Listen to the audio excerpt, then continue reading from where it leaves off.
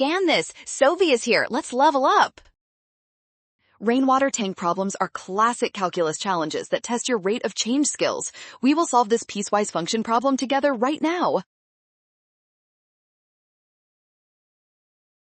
First, we find the derivative of the rate function at time 4. Since 4 is greater than 2, use the second piece of the function and calculate the derivative carefully now.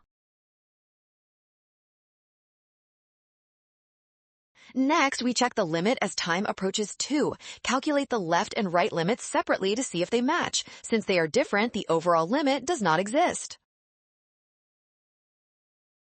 Finally, integrate the rate function from 0 to 2. This definite integral gives the total gallons of rainwater that entered the tank during this interval.